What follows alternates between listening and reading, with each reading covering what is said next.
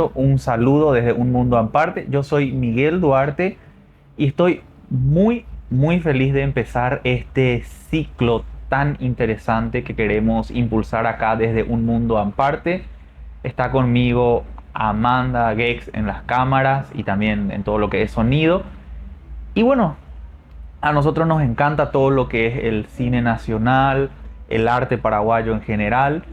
Y dijimos, bueno, vamos a empezar a acercarnos a los grandes artistas que tenemos, a los grandes realizadores, a los siempre importantes gestores culturales. Y bueno, vamos a hacer este ciclo, vamos a empezar a hacer entrevistas, vamos a hablar con ellos así en un ambiente relajado. Hay que agradecerle muchísimo a la cafebrería que nos brinda este espacio para poder hacer este espacio increíble que está en la zona que se le dice ahora el eje corporativo, ¿verdad? De Asunción, ¿verdad? En este lugar magnífico dedicado al arte y bueno, nosotros queremos usar bien el lugar, ¿verdad? Hacer usufructo de él. Y qué mejor que empezar con los últimos, ¿verdad? Se suele decir los últimos serán los primeros, aunque la cuestión acá no va mucho con esa frase, pero yo no quiero explicar esto. Para los que no sepan, Los Últimos es un documental paraguayo del que tenemos el placer de hablar con su director, Sebastián Peña. Él nos va a contar absolutamente todo lo referente a esta gran producción que tiene un montón de detalles que queremos ya compartir con ustedes. Pero queremos empezar con lo más sencillo, ¿no? ¿De qué trata Los Últimos? Y bueno, acá le voy a pasar la palabra a nuestro entrevistado para que él mismo nos cuente de qué va Los Últimos. Así que, por favor, Sebastián, un placer, muy buenas noches y muchísimas gracias por estar acá y empezar este ciclo con nosotros. Buenas noches, Víctor. Buenas noches, Amanda. Muchas gracias a ustedes por tenerme aquí. Yo encantado de charlar con ustedes sobre cine de Paraguay. Bueno, a ver, yo siempre cuando me hacen la pregunta siempre me hacen dos preguntas: ¿cómo se origina el proyecto y de qué tratan Los Últimos? Y de alguna manera están relacionados, así que voy a tratar de contestar un poco teniendo en cuenta esas dos cuestiones. La película trata básicamente de un viaje, un viaje físico, geográfico, en el sentido de que nosotros nos desplazamos hacia un lugar del Chaco, ¿verdad?, que queda en la frontera con Bolivia. ¿Y quiénes son nosotros?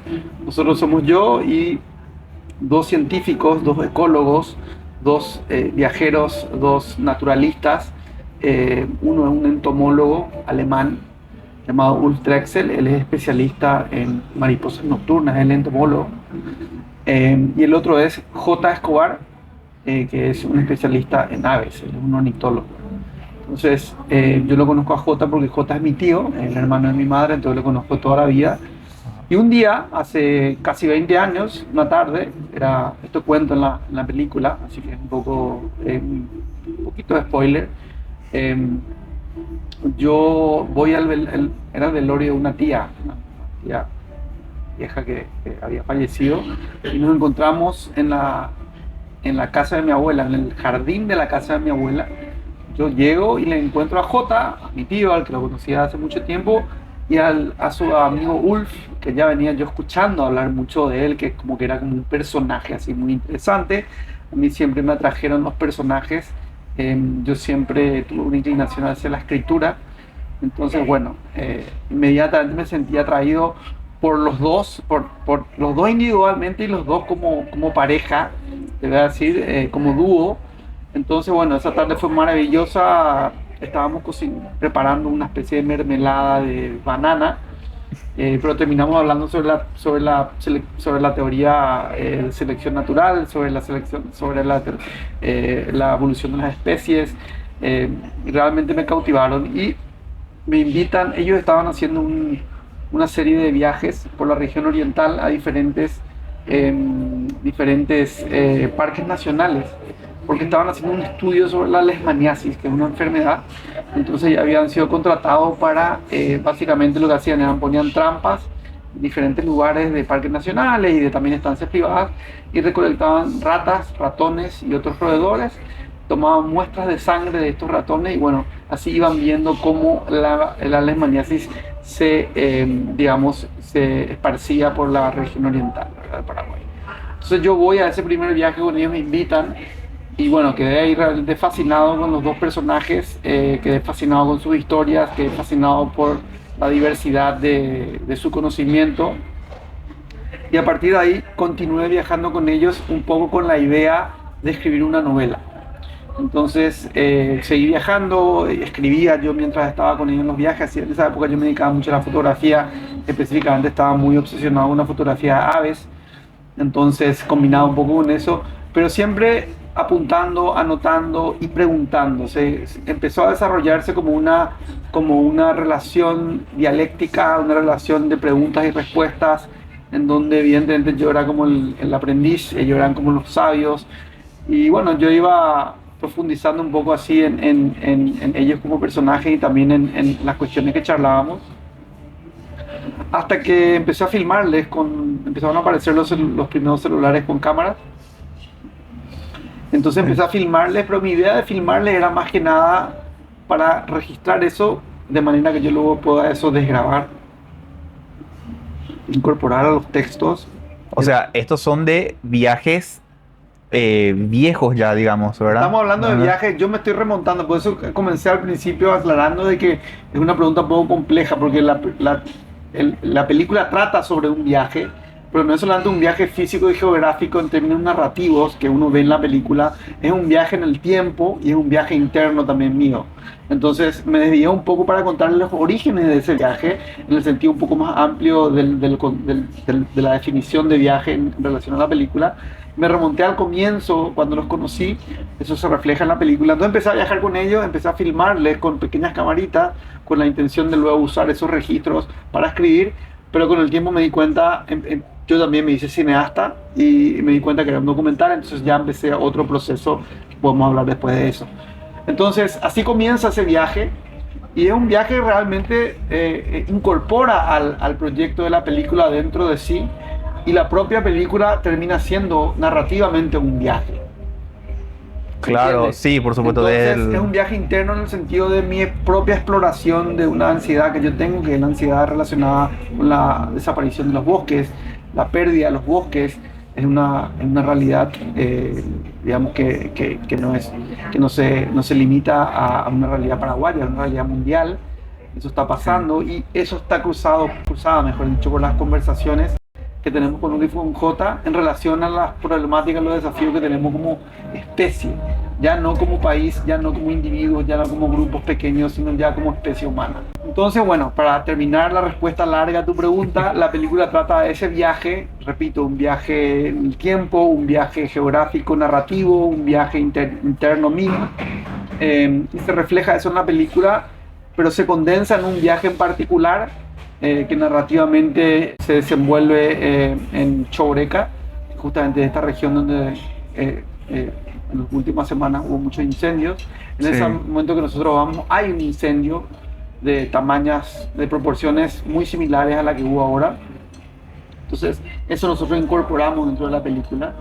Y bueno, trata un poco de eso, de ese viaje, de las conversaciones que ocurren en ese viaje, pero que también se remontan a conversaciones y preguntas mías de todo este tiempo que yo vine viajando con ellos. Entonces, por eso hay una cuestión que tiene que ver con el espacio y con el tiempo que digamos, decidí manejarlo de manera bastante libre. En el documental realmente uso material de archivo, que yo le llamo, para remitirme a momentos y a filmaciones de aquellos viajes anteriores. Pero narrativamente se entiende que es un solo viaje. Claro. Estamos yendo a la frontera con Bolivia, a una zona en donde están los que nosotros llamamos los últimos bosques vírgenes de Paraguay. Sí. Entonces, en ese contexto de ese viaje amplio, ocurren una serie de conversaciones, una serie de cuestiones, y básicamente de eso trata la película. Sí, me encanta que digas que es como un poco ubicuo, digamos, temporalmente los últimos, porque parece mentira que hasta en el momento de estrenar tiene como una cierta concatenación con lo que estamos viviendo ahora mismo, porque el documental se estrena para los cines, ¿verdad? En un momento sumamente delicado para la misma zona, como vos mismo estás diciendo, porque estamos viviendo Sí, una intensa humareda acá en Asunción, sí, pero hay incendios sí, por toda la zona de Choboreca y demás, y es increíble cómo, como vos decís, es una angustia ya de muchos años, ujú, pero cómo esa narrativa, como vos decís, que va tan atrás, es libre, ¿verdad? Pero como estás diciendo, va tan atrás y continúa hasta el momento que ustedes hicieron el documental, pero va a continuar y va a ser cada vez más y más vigente, ¿verdad? sí. Sí, realmente es muy interesante, triste en algún sentido, Por supuesto. obviamente, pero también muy interesante porque, digamos que si nos ponemos a pensar en la película como este viaje amplio al que yo me refiero, también es un viaje que trasciende, digamos, lo narrativo en el sentido de la película misma y la realidad, ¿verdad? O Sí. sea, es una Se- película que narrativamente obviamente está montada, está editada, pero tiene su ancla en la realidad porque realmente estuvimos en esos lugares, realmente tuvimos esas conversaciones y realmente ocurrió ese incendio aquella vez. Pero al mismo tiempo sale de ese mundo narrativo que le constriñe al universo de la película en sí, sale también la historia y se refleja en lo que está pasando hoy.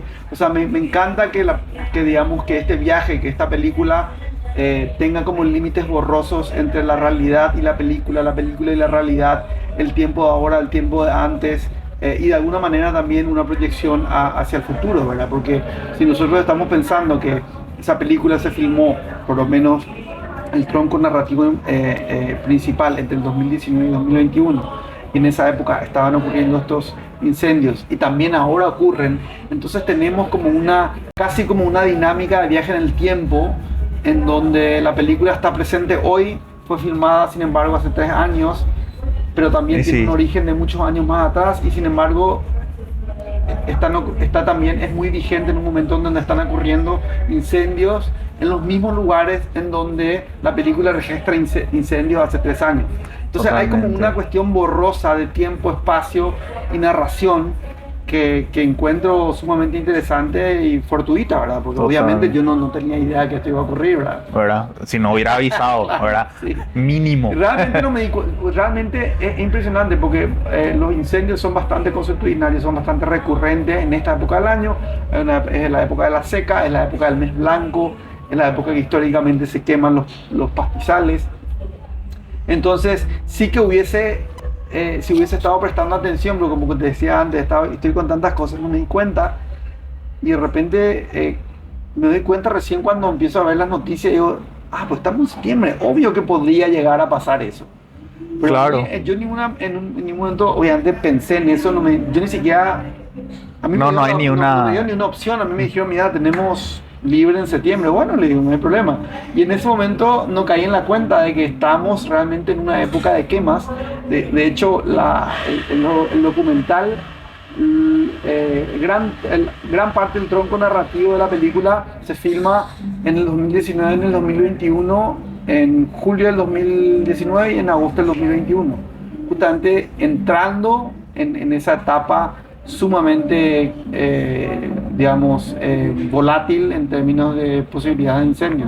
Estamos hablando así, pero eso es lo bueno que siempre van a tener los documentales, ¿verdad? Esa fuerza de, si bien pueden contarte una realidad cruda, es el momento más desolador de repente que pueden tener los documentales, es decir, terminó la película, pero el problema sigue cuando se denuncia algo Sí, como esto, ¿verdad? Es como que esta unión que estamos comentando acá pasa con muchos otros proyectos, pero qué importante es que tengamos este tipo de proyectos acá en Paraguay, que nos hablen, nos interpelen directamente y digan, bueno, estás viendo esto en el cine, pero lo puedes ver en la tele, lo vas a ver en tu ujú, celular, lo vas a ver en las redes, que es muy importante que tengamos este tipo de proyectos, la verdad. Y bueno, vamos a seguir comentando, ¿verdad?, sobre el mismo, pero yo te quisiera consultar, porque un punto también que,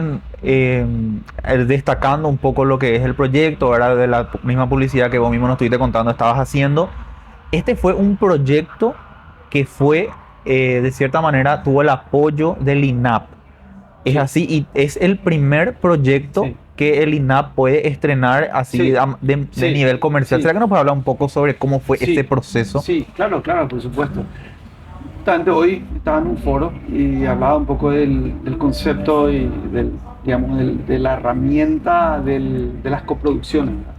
Entonces, todos los proyectos de cine en los que estuve involucrado, todos fueron largometrajes, eh, dos documentales y tres ficciones. Todos fueron proyectos en donde trabajamos en coproducción con otros países. Todos. ¿Por qué ocurre esto? Porque realmente yo decía, hoy el cine realmente está en una etapa todavía de una infancia, digamos una infancia tardía, pero todavía infancia. Es una infancia bastante cabezuda porque realmente hicimos bastante. Lo que hablaba un poco antes, hay de todo en el cine en Paraguay y es como tiene que ser en un primer comienzo. Y digo una infancia cabezuda porque hicimos un poco de todo, hicimos solos, hicimos aprendiendo muchas veces, equivocándonos, aprendiendo de otros lugares, trayendo gente. Hicimos mucho empujando solos, ¿verdad? Y el cine históricamente, si vos te pones a ver, digamos, en los mercados y en los países en donde el cine fue más icónico en términos del legado que dejó en la historia del cine, Italia, Alemania, Estados Unidos, obviamente el cine tiene más de 100 años, ¿verdad? Pero en la región, incluso Argentina, el cine argentina tiene más de 100 años, el cine en Brasil tiene más de 100 años, porque fueron países que desde un comienzo, digamos, crearon las condiciones para que surja, para que prospere, para que crezca, nazca y se desarrolle un cine de sus países, ¿verdad? Claro, Por diversas razones, ¿verdad? No voy a entrar mucho en detalle porque sí, obviamente tiene que ver, digamos que tiene que ver también con una cuestión de proyecto país, con una cuestión del hecho de que hay sí, políticas totalmente. culturales, etcétera. Bueno, entonces en ese sentido nosotros somos un país sumamente joven, en términos de, no, tal vez no en términos históricos, tenemos más de 200 años, pero en términos de un país de que desarrolla y ejecuta políticas culturales, somos sumamente jóvenes, y más aún con el caso del cine. Entonces, ¿por qué te digo todo esto? Porque nosotros hasta ahora, todas las cosas que hacíamos a través de coproducciones, asociándonos con otros países, con otros coproductores de otros países que podían aplicar a fondos de sus países donde sí hay, digamos, políticas culturales de promoción del cine, etcétera, y eso nos Claro. permitía hacer cine. Y ahí quisiera nomás Sí, agregar gente de otro país que vio el talento que hay acá. totalmente, totalmente. En los casos, yo te digo, de los 5 largometrajes a los que me refería yo, 3 de ellos son de producción paraguaya mayoritaria, solamente 2 en coproducción minoritaria.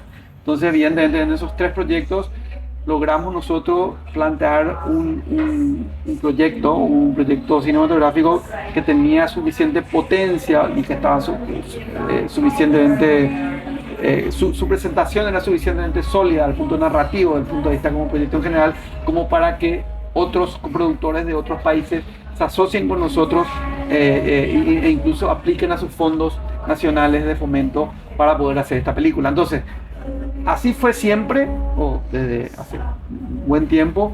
Empezamos a tener un poco de apoyo de la Secretaría en los últimos 10 años, un poco de apoyo de la Secretaría Nacional de Cultura, el FONDEC, etcétera, hasta que finalmente aparece el INAP. Y ahí aterrizo tu pregunta.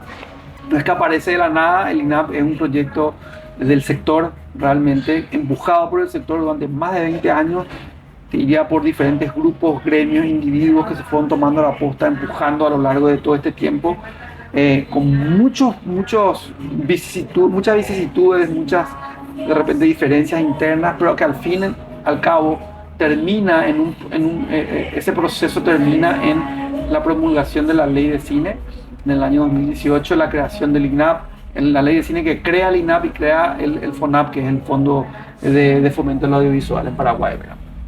Eso fue un hecho histórico, fue un hecho fundante un poco de la institucionalidad del cine en Paraguay. Y bueno, de aquí a esta parte lo que falta ahora es el cumplimiento de la ley, porque está la ley, está reglamentada, pero aún no se ha cumplido en su totalidad, en su integridad. Existe el INAP tiene, digamos, está dentro del Presupuesto General de la Nación. Sí, ya se llamaron a concurso inclusive Sí, los fondos. exactamente, pero en este momento lo que pasa es que tienen los fondos que le llaman de fuente 10, que son fondos para que funcione la institución y un poco para algún tipo de cuestión misional.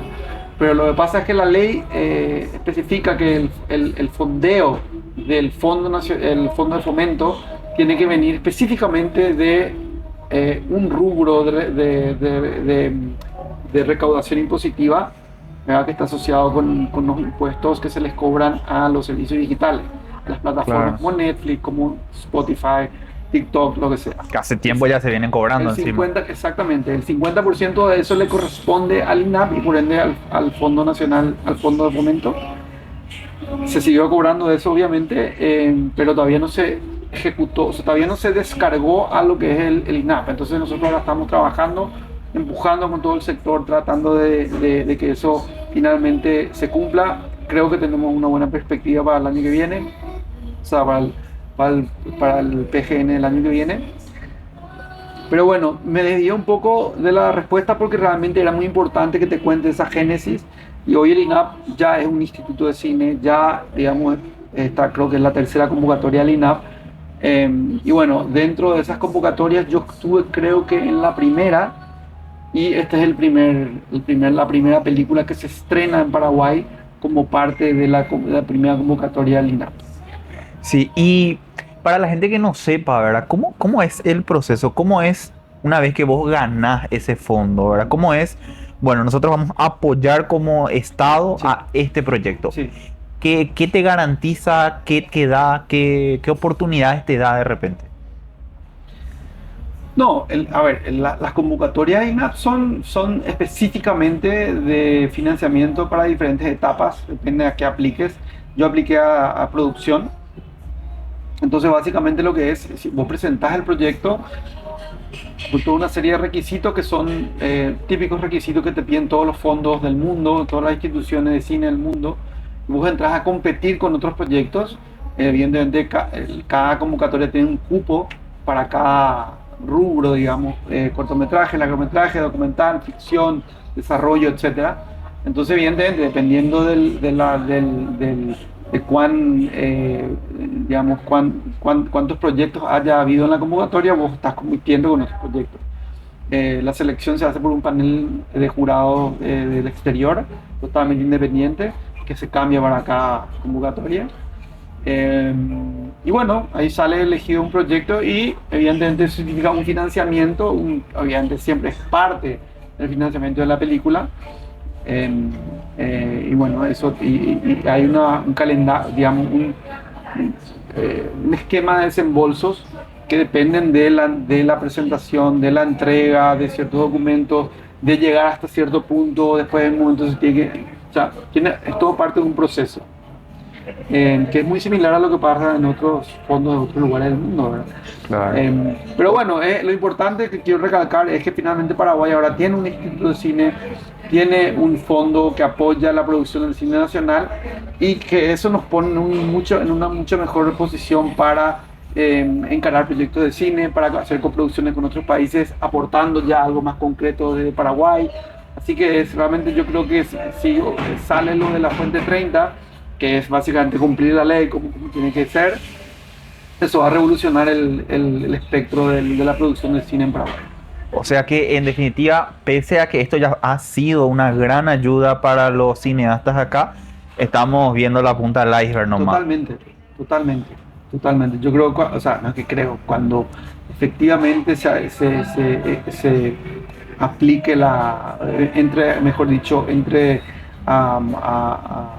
se le asigne la Fuente 30 como corresponde. Fuente 30 es una terminología de presupuesto. Entonces eso va a ser una escala de apoyo público al cine que nunca se vio en Paraguay y que por ende va a tener un efecto y un impacto enorme. Por eso digo, yo creo que va a revolucionar realmente el espectro de la producción de cine en Paraguay y también va a tener un efecto económico enorme porque ya de por sí nosotros haciendo cine como hacemos, un poco de guerrilla, un poco asociándonos con otros países, con coproducciones, ya eso está generando un movimiento económico, ya eso está generando una transferencia de conocimiento enorme, porque mucha gente viene a hacer cine cuando hace coproducciones, técnicos vienen acá, actores, actrices, o sea, hay todo un movimiento genial que está aportando a Paraguay. Y si otra vez, digamos, le damos una inyección más potente a eso, ¿verdad? A través del INAP y a través del fondo, del FONAP, entonces yo creo que las posibilidades de que eso incluso sea mucho más grande el impacto es enorme. Perfecto. Bueno, pero bueno, gracias a Lina, digamos, vos pudiste encarar la producción de este proyecto Sí. y está en, bueno, estamos en cines. ¿Cuál sería el siguiente paso para lo que vendría a ser la distribución, verdad? Para saber si de repente esto lo vamos a poder ver en las casas, se Sí. va a poder ver. Mira, normalmente lo que ocurre es la película se termina en corte final y lo ideal es que estrene en un festival, ¿verdad? No todas las películas tienen el mismo recorrido. Todas las películas que yo hice sí siguieron este recorrido, que es estrenan en un festival. Uno obviamente trata de que la película entre en un festival de renombre no solamente por el hecho del renombre, sino porque festivales que son grandes, que son importantes, le dan mucha difusión y son una plataforma de posicionamiento del film, ¿verdad?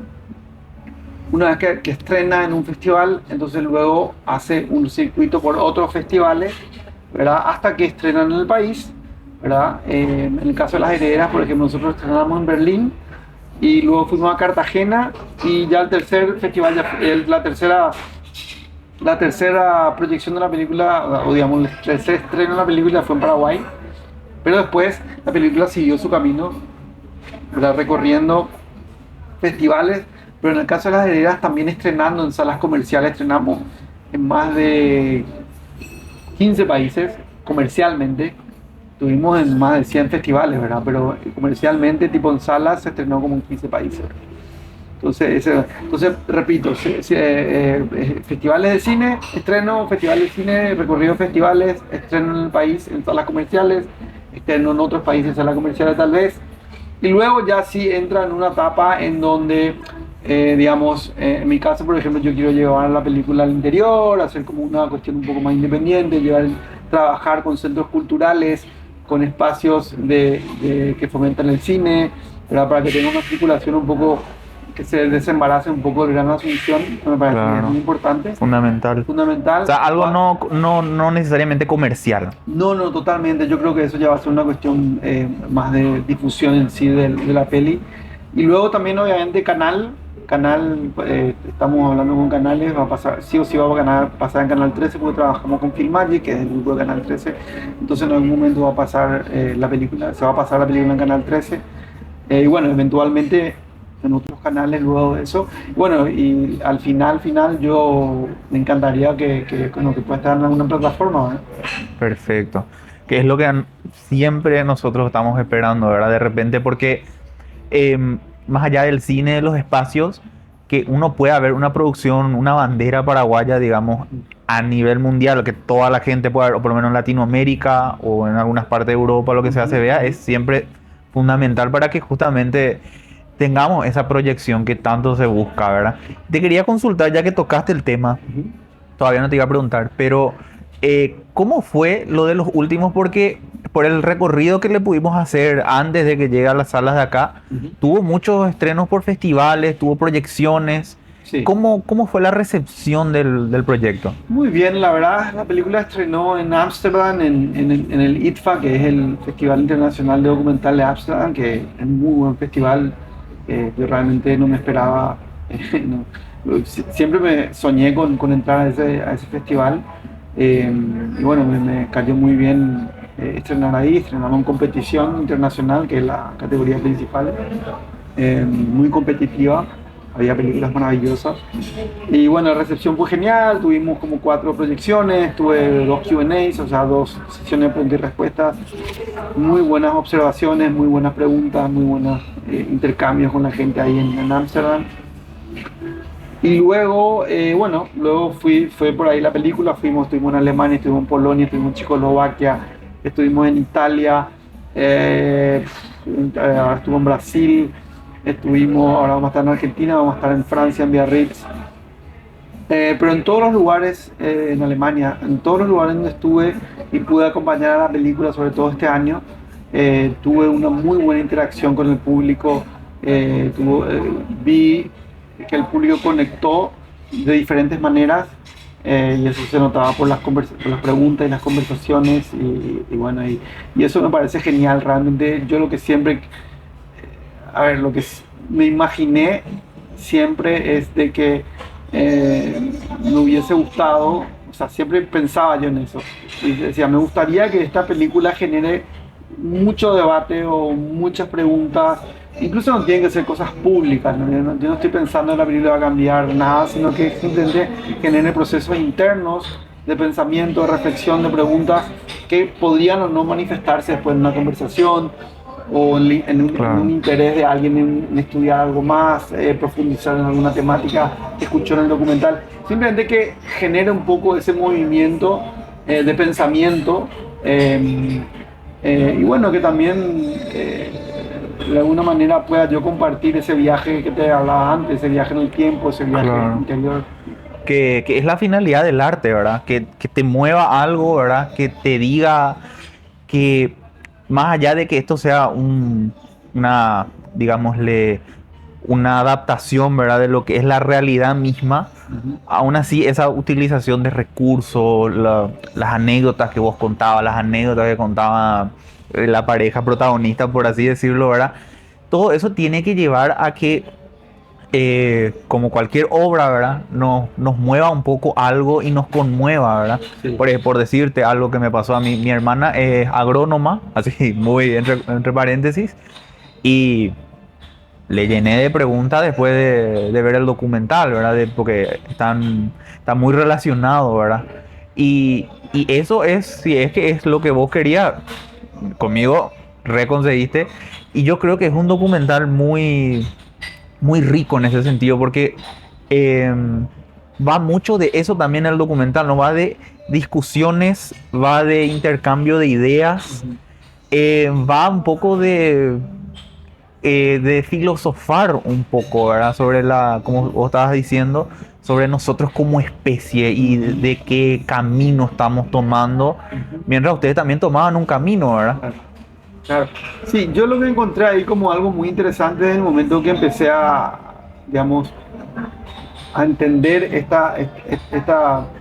digamos, esta noción del comportamiento de la especie. Pues yo, obviamente, estamos hablando, te decía, narrativamente se trata de un viaje, pese a que filmé en varios rodajes y tal. Entonces, evidentemente, hay que condensar de todo. Pero esto es una conversación muy amplia, de mucho tiempo, ese viaje en el tiempo al que me refería antes. Y esto lo hablamos mil veces. Y en algún momento, a lo largo de los años, va surgiendo y se va posicionando este concepto, esta noción que Ulf y J constantemente traen a colación en nuestras conversaciones, que es la noción del comportamiento de la especie humana. Nosotros muchas veces cuando hablamos la palabra comportamiento, tenemos, digamos un proceso de entendimiento rápido, reflexivo, y asociamos esa palabra al comportamiento del individuo, cómo yo me comporto, cómo te comportas vos. Ellos hablan de otra cosa, ellos hablan de un patrón de comportamiento que está codificado básicamente en el gen biológico y cultural de nuestra especie como humano, y que se ve como un comportamiento global, no como un comportamiento individual. Yo puedo a lo mejor ser una persona que no voy a quemar árboles o que no voy a echar árboles, Claro. pero ellos no hablan de eso, ellos no hablan del individuo, el comportamiento de la especie mirado en una escala en términos de toda la especie y en términos evolutivos a lo largo de nuestra historia como especie, tiende a este resultado. Entonces, o tiende a generar este tipo de situaciones en función de la escala, porque realmente si nos ponemos a pensar, esto es lo que siempre hablamos con J. Wolf, la especie humana, que puede, digamos, el Homo sapiens, que puede tener entre 200 y 300 mil años, 200 mil si querés, para llegar a un acuerdo momentáneo. Entonces significa esto, hacemos la matemática, decir, bueno, la agricultura surge hace 10.000, 12.000, 13.000 años. Y a partir del surgimiento de la agricultura empieza digamos, a cambiar el patrón de comportamiento de la especie porque ya desde el punto de vista de cómo estaban conformados los grupos humanos. porque hasta ese tiempo, hasta ese momento, durante 185.000 años, éramos básicamente pequeños grupos, entre 8 a 30 personas, ¿verdad? Que nos movíamos en grupos nómadas, éramos cazadores, éramos recolectores en grandes extensiones de terreno. Cuando se descubre la agricultura, ¿qué pasa? No hace falta más movernos, te quedas ahí. Cuando te quedas ahí, empiezas a hacer asentamientos, empieza a crecer la población, porque tenés más oferta de alimentos. Entonces ahí comienza a cambiar. Entonces, si tenemos en cuenta eso, entonces decimos, bueno, durante 185.000 años viviendo con ese modelo, vivimos 185.000 años.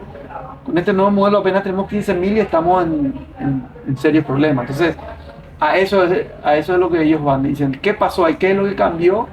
¿Por qué durante 185.000 años nos comportamos de esta manera y en los últimos 13 nos comportamos así? Lo que cambió fue la escala de la humanidad. Hasta ese momento la escala era, como te decía, estaba configurada por pequeños grupos a lo largo con un control de la población natural, por la misma naturaleza de cómo se movían esos grupos. Pero luego cuando empieza la agricultura, se empieza a producir más, empieza a haber mayor tasa de natalidad, se empieza a juntar la gente, se empiezan a crear las pequeñas ciudades, después ya las grandes ciudades, los imperios, las civilizaciones, etc. Entonces, esa es una escala diferente, tanto de cantidad de seres humanos como de tamaño de nuestras instituciones, de nuestras sociedades, de nuestras relaciones sociales. Entonces, a esa escala, el ser humano se comporta de otra manera. Esa es lo que ellos plantean, que no es su teoría, pero es lo que ellos plantean. Entonces dice, claro, nosotros nos comportamos de esta manera a esta escala, porque somos demasiados y tendemos a aglomerarnos. Entonces, este primate reacciona de esta manera cuando la escala de sus comunidades supera cierto número.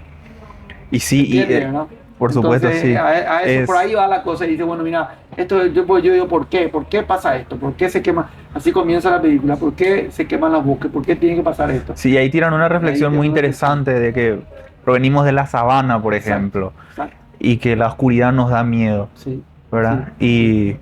Y eso se puede reflejar de tantas formas. Y es muy interesante porque al fin y al cabo el documental evidentemente no es muy medioambiental, muy buscando pro conciencia, ¿verdad? Y entonces a mí me encanta el momento en el que se estrenó, lamentablemente, ¿verdad?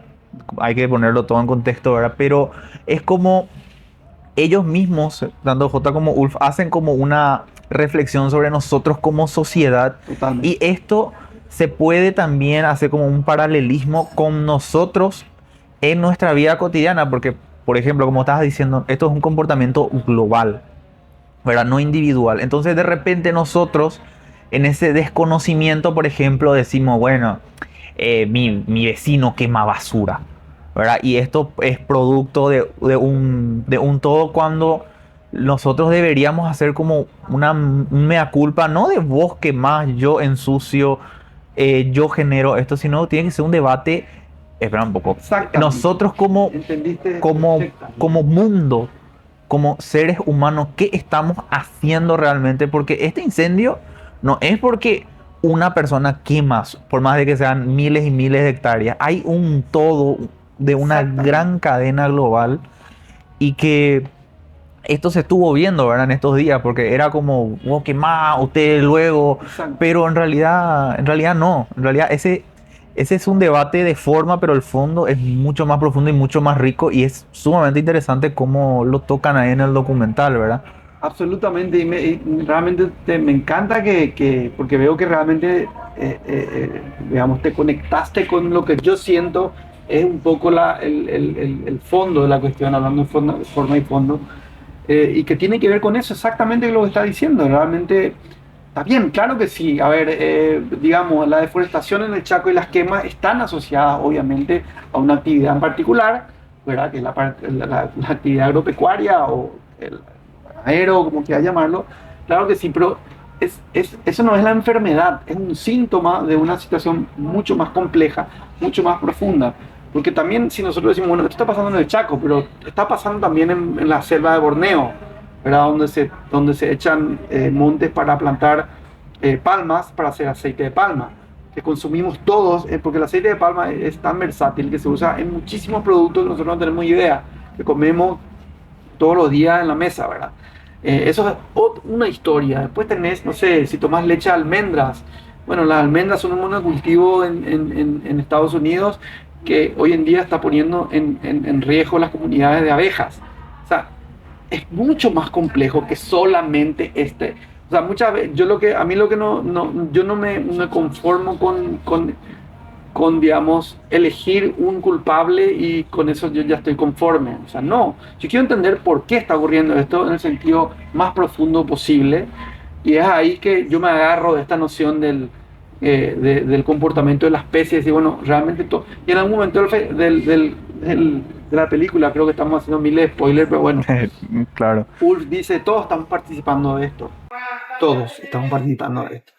O sea, entonces, a mí me parece que es muy cómodo elegir un culpable y ya está, y nos sentimos bien porque sabemos que no, es más complejo. Claro, nadie está hablando desde un pedestal. Claro, exacto. Si nosotros queremos realmente entender lo que está pasando y algún día, digamos, albergar la posibilidad de encontrar otros caminos, tenemos que ser honestos con nosotros mismos y decir, bueno, esto es un problema de fondo, un problema mucho más complejo, ¿verdad? No significa que nosotros nos señalemos que, bueno, concretamente acá hay menos monte porque se sacan árboles para hacer ganadería o para hacer esto. Eso es una observación, no hace falta que sea una creencia, no, es una observación, es un dato. Eso se ve, se sabe eso. Pero ese es el fin del análisis. Yo no creo que ese sea el fin del análisis. Yo creo que es mucho más complejo. Hay que empujar más, hay que forzar más las preguntas de entender, bueno, ¿por qué? Porque si no es muy fácil. Entonces, como decís, vos me paro en un pedestal y digo, bueno, estos son los culpables y se acabó la historia. ¿Y cuál es? No. Claro, y estoy en mi bolsillo, tengo un celular, ¿verdad? Con el cual tuiteo tuiteo las verdades universales. Las verdades universales o me quejo del estado del planeta cuando sé que ese celular, el uso de ese celular implica tantas cosas y tiene tantas, digamos, ramificaciones. Una de ellas, por ejemplo, que los chips que se utilizan para hacer los celulares necesitan una serie de minerales cuyos métodos extractivos desconocemos. Tal vez conocemos uno de ellos, que es el coltán. El coltán se extrae de minas en África, y, que es una minería muy específica porque necesita gente muy pequeña, entonces utilizan niños y niñas. Y todos tenemos celulares. Yo no creo que seamos malas personas por eso. O sea, son un poco las condiciones en el mundo en que estamos hoy. Uno trata de hacer lo mejor que puede. O sea, en el caso de ustedes, yo hoy en día tengo que trabajar con un celular, pero puedo racionalizar y analizar el origen de ese celular, ¿entendés lo que te digo? Claro. Y al mismo tiempo decir que mal está eso, y al mismo tiempo decir, bueno, ¿qué hago? Porque tengo que trabajar, tengo que comer. Entonces, un poco yo siempre empujo ese análisis hasta sentirnos casi incómodos. Es decir, bueno, pero es la manera, me parece, porque si no es muy fácil y es muy simplista simplemente elegir un culpable y se acabó y todo eso. No, yo creo que hay que esforzar, hay que analizar, hay que empujar, hay que hablar, hay que debatir. No sé en qué va a terminar eso, yo no sé si va a cambiar algo, no va a cambiar algo, pero me parece, para mí, el camino más honesto. Totalmente. ¿Cuál fue el momento más difícil o la parte de la producción, el estar cerca del incendio? ¿Cuál fue el momento más complejo que tuvieron en la realización? Yo creo que el Chaco, por esto que voy a decir, es una bendición y una maldición del Chaco al mismo tiempo. Y es que llegar hasta estos lugares es muy complicado, es muy difícil muchas veces, sobre todo dependiendo de la temporada del año, si hay lluvia, si no hay lluvia, está muy seco. Y esa naturaleza extrema de ese territorio y del proceso de llegar hasta ese territorio hizo que durante mucho tiempo esté bastante aislado, entonces que se modifique un poco más lentamente, ¿verdad? Entonces, en general, llegar hasta ahí es todo un drama. Y bueno, una vez que estuvimos ahí también sí que en un momento sentimos como mucho humo, mucha humareda, todos nos picaban los ojos y nos sentíamos como un poco metidos como en un horno, te voy a decir. Si nosotros acá en Asunción nomás luego por estos días vivimos eso, ¿qué será?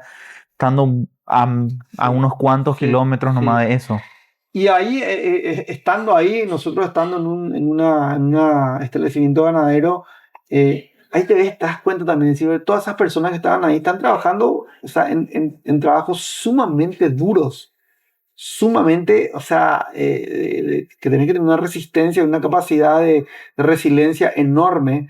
Y esas personas tienen hijos y tienen familias y gracias a ese trabajo pueden, no sé, comprarle un Claro, libro, pueden mandar a la escuela a su hijo. Entonces, por eso que yo digo, no es tan fácil que decir, no, son los malos, son los... No, no es así, no es tan complicado, no es tan simple. por Entonces, supuesto. nosotros, te menciono eso porque nosotros en el momento del incendio veíamos como esta gente trabajaba para parar los incendios, para cortar acá, o sea, realmente es muy complejo. Yo creo que a la larga todos estamos en el mismo barco, o sea, esta es el planeta Tierra, estamos todos acá, todos de alguna u otra manera contribuimos a esta sociedad en la que estamos, ya sea consumiendo, ya sea produciendo. Entonces me parece que nosotros tenemos que partir de un punto de partida de reconocer los hechos, la observación de la realidad, no estamos negando qué está pasando y cómo está pasando, pero al mismo tiempo decir, bueno, pero entendemos esto, pero al mismo tiempo es muy complejo, somos parte de esto, tenemos que encontrar la manera de hablarlo, tenemos que encontrar la manera de encontrar acuerdos, consensos. Porque de otra manera lo que hacemos es encerrarnos en nuestras esquinas, apuntar a culpables de uno y otro lado y, no pasa, y lo que pasa en realidad es que cada vez tenemos menos bosque, cada vez tenemos menos fauna. Yo Sí, creo que hay que encontrar una manera no sé, de equilibrar esa dinámica tan polarizada, ¿no? sí. Ahí dijiste lo de los últimos, ¿verdad? De, de lo que son los bosques vírgenes. Eso. Ustedes, porque hubo un incendio, ¿verdad? Sí, Entonces fue, supongo yo, bastante difícil llegar al corazón, digamos, de esa sí. zona. ¿A cuántos kilómetros más o menos llegaron ustedes en este viaje? Nosotros, ¿O pudieron entrar a los bosques? nosotros llegamos es un establecimiento ganadero muy, muy grande, de casi 100.000 hectáreas, y lo genial de ese lugar es que solamente un 5% se desmontó para hacer ganadería y el resto era todo monte. Entonces realmente estábamos en un lugar donde había mucho monte, o sea, un bloque así importante que otra vez estaba conectado con otros bloques grandes. Entonces el efecto ecosistema era real, vos estabas en la frontera, ¿verdad? Ahí en el límite, ¿verdad? Eh, Y, nosotros nos acercamos hasta unos 20 kilómetros de los incendios, más o menos, realmente. ah, y sí, Sí, o menos, no, no, menos, porque yo me acuerdo que en un momento que incluso está en la película, estábamos en un campo, en un potrero ganadero que ya, digamos, tiene pastura, donde se meten las vacas, que ya estaba, y después había como una franja de bosque importante, y después en el fondo ya era la otra propiedad, y ahí ya estaba el incendio. Entonces, lo que nosotros filmamos fue un tipo, una especie de horizonte gris, así que daba como una cuestión así apocalíptica. sí, Y así, eso fue lo más cerca que estuvimos, ¿verdad? y sí, y a eso quería llegar, ¿verdad? Porque estuvieron allí, o sea, el fin del viaje era justamente llegar ahí. Y de noche se hacía más patente la cercanía del fuego, porque nosotros filmábamos el horizonte oscuro de la noche, y vos veías los resplandores color fuego en el horizonte. O sea, vos literalmente veías el halo o el resplandor de los Claro. incendios reflejados en la noche. Entonces era una cosa así, y eso está en la Sí, y película, se ¿verdad? siente, Sí. ¿verdad? Y lo que yo justamente le quería contar es, ustedes fueron directamente al lugar y más allá del ambiente, ¿verdad? De lo externo, ¿cómo es internamente? ¿Cómo es estar tan cerca y ver esa inevitable destrucción que estamos haciendo? ¿Qué se siente tener tan cerca eso? Lo que tenés ahí, como te decía antes, como vos estás realmente en un bloque, digamos, en los límites de un bloque de ecosistema chiquitano, chaqueño, porque una transición, hay toda una discusión muy grande. Entonces también eso te pone en una posición de ver el contraste que nosotros Sí. filmamos. Eso. Sí, sí, Entonces, creo que es el mismo tener, punto, ¿verdad? En una porque panorámica, o sea, un plano así que se va sí, abriendo y donde sí. se ve la parte Claro, desmontada porque una y... cosa es que vos vayas al lugar donde se desmontó y filmes lo que se desmontó, pero no tenés un punto de comparación en una escala equivalente. Y en este lugar sí. porque vos te vas a un lugar donde se desmontó y una escala gigante de lugar que ya no tiene montes, pero no tenés un punto de comparación, que tenés a lo mejor bosquecitos, pero no son puntos de comparación a escala. En cambio, en este lugar tenés un bloque gigante de monte y podés hacer esa comparación y decirte, wow. ¿Entendés? Es mucho más chocante el contraste. Y ver ese incendio otra vez de Y cerca. bueno, y después el incendio y todo eso, ¿verdad? Pero bueno, eso. Perfecto. Bueno, ya más o menos para ir cerrando, Sebastián, te agradecemos No, gracias a muchísimo ustedes. este Yo espacio. encantado, yo encantado. ¿Hay alguna reflexión, hay algún punto que quieras compartir sobre esto? Algo más de lo que ya estuvimos hablando, Sí, ¿verdad? No sé si es sí, redundar un poquitito, ¿verdad? Porque el documental es tan interesante sí. y al mismo tiempo da para hablar horas y horas, pero como que uno puede caer más o menos, cae de maduro un poco la idea Sí. central, ¿verdad? Pero igual, Mira, yo creo lo que yo siempre pienso, muchas veces dice, bueno, pero ¿qué querés hacer con esto? Y tal. Mira, yo realmente, yo quería hacer un documental que cuente mis viajes con estos dos personajes, mi viaje interno, el viaje de mi relación con ellos. Por eso llevé una serie de viajes, ¿verdad? Y también, como te decía antes, un viaje en el tiempo, un viaje físico, un viaje espacial. Digamos, es una amalgama de diferentes tipos de viajes puestos en clave poética, en una clave narrativa, no necesariamente cronológica, sino un poco en saltos, ¿verdad? Pues más que hay un tronco. Eh, y en ese gran relato de viajes, de todos estos viajes a los que me refiero, presentar los habitantes de estos viajes. Y los habitantes de estos viajes éramos nosotros mismos, Ulf, J, yo, otro personaje de repente orbitan así muy tangencialmente, pero los otros grandes habitantes de estos viajes eran las conversaciones, las preguntas, las reflexiones, los conceptos, digamos, las conclusiones de repente fuertes. Eso también son habitantes de estos viajes. Entonces, al relatar los viajes, el relato de los viajes porta consigo estos habitantes que están dentro del relato. Entonces, yo siempre pensé de que ese contenido de preguntas, reflexiones, debates, de situaciones incómodas, era lo más valioso, aparte obviamente de la imagen, de presentar el lugar, el territorio, etc. Y que eso sea eso, ¿verdad? Nada más que eso. Yo en ningún momento me planteé algo programático, una cuestión así concretamente, una denuncia. Me parece que muchas veces no hace falta hacerlo. O sea, uno no, muestra, totalmente. yo cuento mis viajes, mis conversaciones con estos dos personajes y uno ve y uno se da cuenta. Y yo creo que es mucho más interesante cuando uno deja a la persona que está viendo la película a que piense, a que reflexione, que saque sus conclusiones, que saque sus preguntas, y después salga afuera, salga de la película y vaya, investigue, busque, pregunte, lo que sea. Claro. Entonces me parece que por ahí iba más la cosa, y sobre todo también explorar digamos, un lenguaje que apele a la poética, que apele a lo no necesariamente dicho de manera expresa, sino un poco a lo no dicho, pero lo sugerido, ¿entendés? Sí. Un poco deje ese espacio de codificación Sí. o de interpretación. Porque ahí, sobre eso mismo que estás diciendo, Sebas, es muy interesante porque tenemos realidades evidentes como la que estamos viviendo, Sí. pero aún así tenemos unas polarizaciones tan absurdas de repente. Entonces, querer predicar así con el mazo es muy complicado de repente. Entonces, creo que el arte tiene que ir por ese lado, ¿verdad? Tiene que dejar a la gente un poco reflexionar sobre nosotros, ¿verdad? Y no tanto meterle un discurso en estos momentos tan Yo creo convulsos. que estamos pasando, como decís vos, en un momento de una polarización extrema, de una crispación extrema casi en todos los ámbitos y en todo el mundo en realidad, no es solamente, es en todo el mundo esto. Estamos como una sociedad global y estamos siendo testigos de esta polarización, de esta crispación.